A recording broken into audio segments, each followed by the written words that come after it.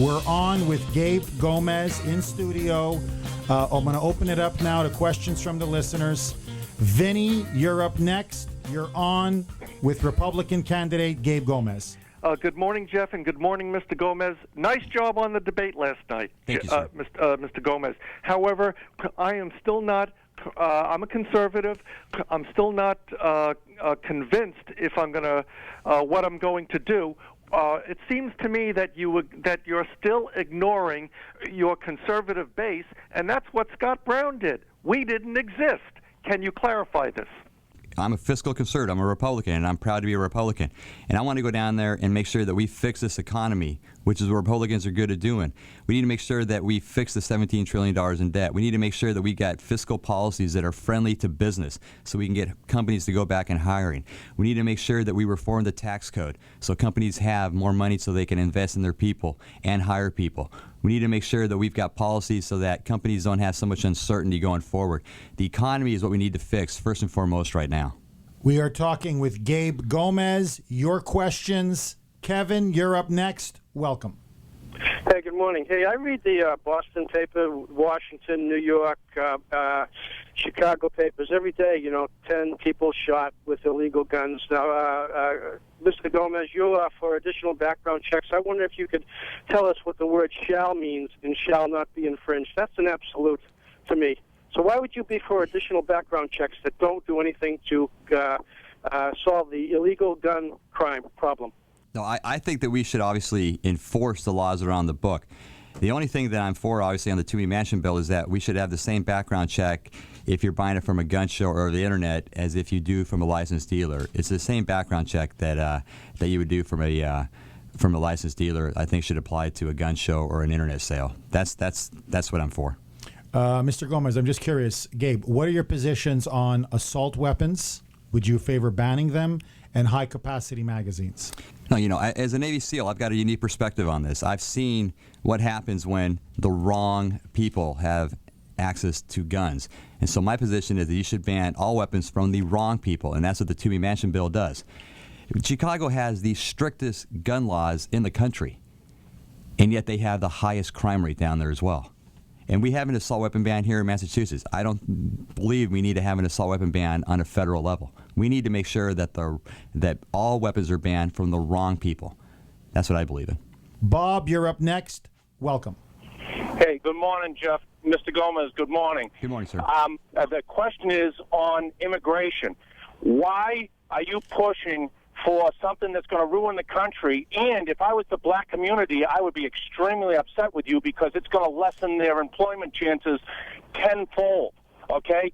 With that said, this is going to absolutely positively bankrupt this country, all right? Enforce the laws that are already existing and have E-Verify.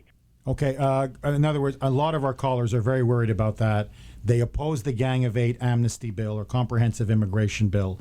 You support it, I take it, correct? Correct. I mean, I do support it, and I think I have a unique perspective on this as well, being the oldest son of two Colombian immigrants and having grown up in the Migrant Valley.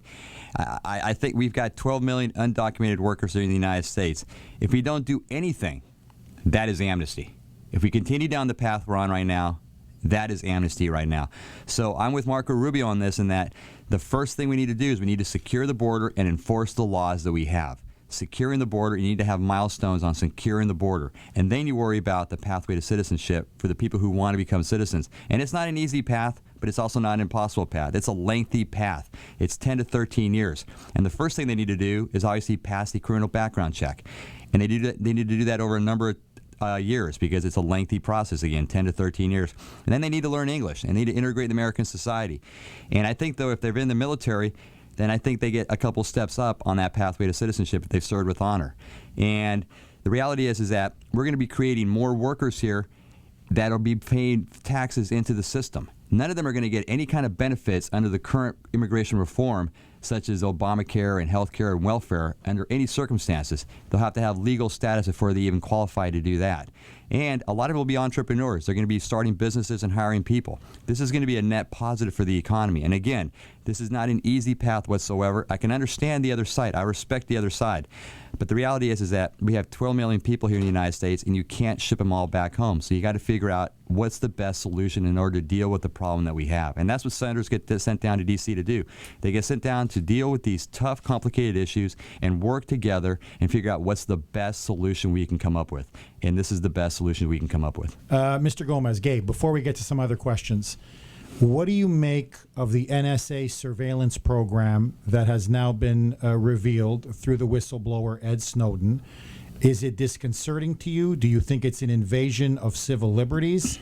And what do you think of Ed Snowden? Is he a hero or a traitor? Well, first of all, he's not a whistleblower. We have whistleblower acts, and what he did, I think by his admittance, was illegal, what he did.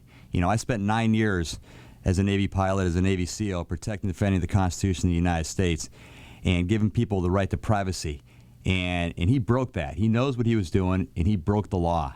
He by no means is he a hero. And if he put anybody at risk because of what he disclosed, then he's absolutely a traitor. And we'll let the criminal system take its place. But my guess is that he obviously has disclosed information that he should not have disclosed. If he felt the way he did, he should have gone with the whistleblower that he had access to. Now, there's a fine line between, the security that we have here and also how much of an invasion the government is able to do. Now, this seems like a very broad thing that the government's been doing with the NSA. It seems like it's too broad on the surface. But unless it has an imminent danger, an imminent threat to the United States, or it rises to a national security level, then I think they've overreached. But we'll see what the facts are when they come out more. John, you're on with Gabe Gomez. Good morning. How you doing? Gabe? I'm going to be voting for you for sure, buddy. And we got to get this guy out of there. And I'm dead against these guys being down there for all these years and years and years and getting nowhere and spinning their wheels and just collecting a paycheck off the hard-working people of the country. And I want to know where you stand on these term limits.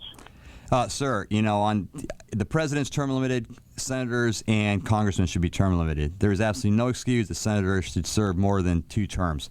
And, there's no excuse that somebody should be down there for almost 40 years like he is. What happens is you get so ideologically rigid in your positions, and you get what Congressman Markey is, which is, a hindrance to getting any kind of things done down in D.C. Only way we're going to get things done down in D.C. if you send new people every couple terms down there who are going to go down there and serve the people as opposed to their political party. Scott, so forgive me. See Scott Brown. You see that slip? Because I think you're going to win. Well, you can call me senator then.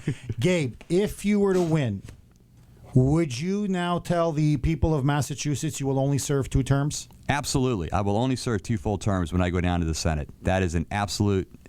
I can't be more absolute than that. And I will push to make sure that we have an amendment so that senators can only serve 2 terms and congressmen can only serve 3 terms. It is a disgrace that we have the system we have right now where people are down there for as long as Congressman Markey is down there. Is Scott Brown, speaking of Scott Brown, is former Senator Scott Brown, will he be campaigning with you in the next couple of weeks? Scott Brown has been extremely helpful, and we'll be on the road. And I'll be on the road also with Governor Weld as well.